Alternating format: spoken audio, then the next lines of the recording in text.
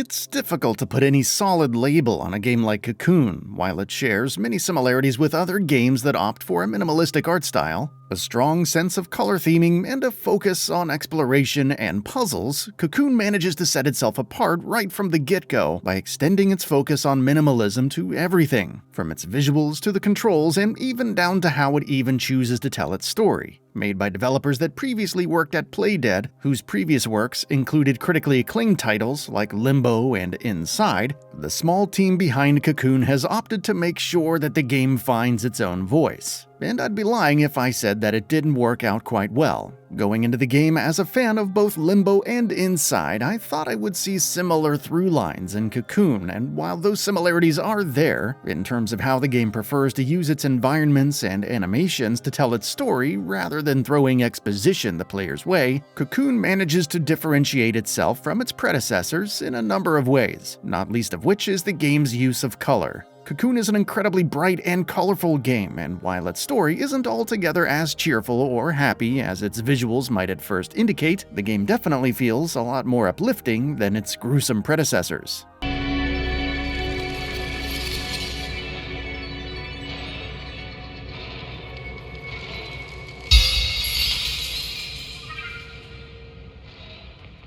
One of the most interesting things about Cocoon is how it punishes the player for messing up. You can't really die in Cocoon, and while this might essentially come off as a pedantic difference at best, since getting hit in a boss fight means you get thrown back to right before entering the arena, essentially resetting the fight, the fact that the game never really outright kills you goes a long way in encouraging exploration.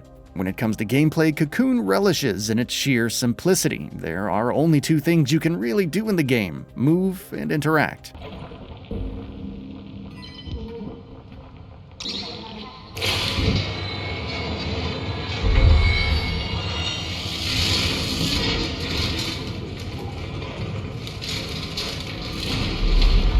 Interaction is highly context-sensitive, and where you press the interact button can have different effects depending on the kind of thing you're interacting with. For example, interact with an orb and you'll just pick it up.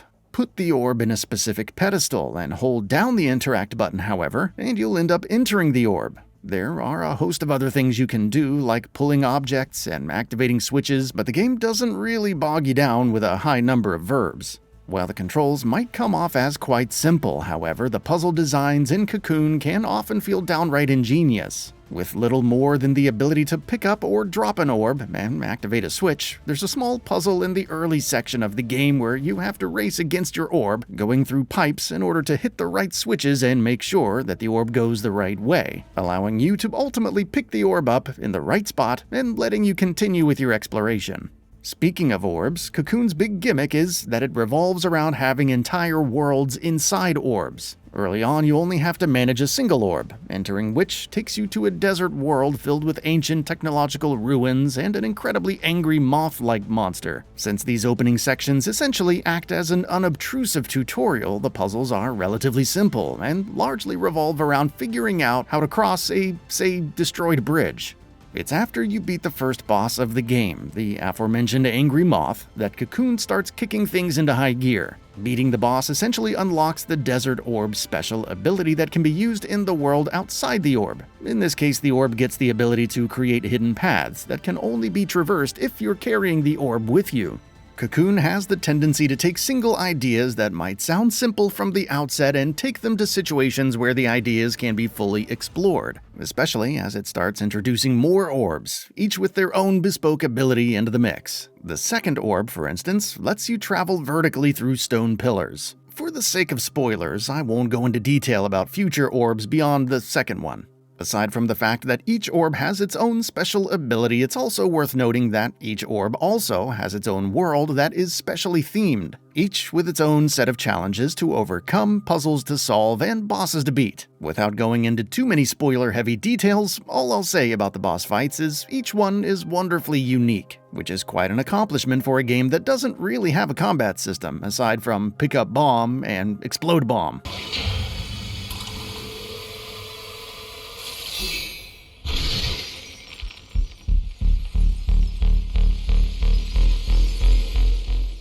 The big limitations that players have to figure out is that they can only carry a single orb at a time. While this isn't really a big deal when it comes to transporting multiple orbs, since you can put orbs within orbs within orbs, leading to a stack of worlds within worlds, where this truly becomes challenging is figuring out what kind of orb you'll need to make use of to solve puzzles in the overworld. Not all is well and rosy in the world of Cocoon, however, especially when it comes to some of its puzzle designs. While most puzzles in the game are rather simple once you figure them out, some puzzles tend to hide clues to solving them in the overworld with rather obscure hints. An early example that I found myself stuck on for an embarrassing amount of time revolved around figuring out the right order of musical switches to hit, with the order being clearly shown on a nearby pillar. While this largely comes down to my own mistakes in not noticing the symbols on the pillar, future puzzles only start getting more obscure with their hints. For example, another similar puzzle revolves around finding the right order of switches on a nearby hidden platform that can only be seen if you're holding the desert orb. Some of the game's puzzles can also start feeling more tedious than clever, especially when the game has you constantly run back and forth across platforms to hit switches in different order just to understand all the tools at your disposal.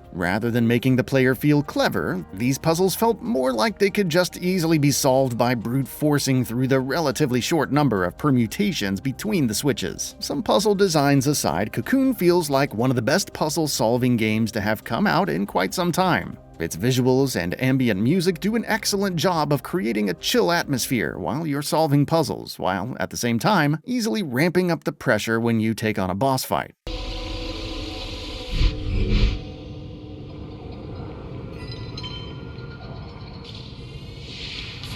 The game's minimalistic approach to storytelling also never feels overbearing, and its simple concepts and controls get taken to quite interesting extremes once you zoom out a bit and get a better picture of the world you inhabit, as well as the world you carry on your back.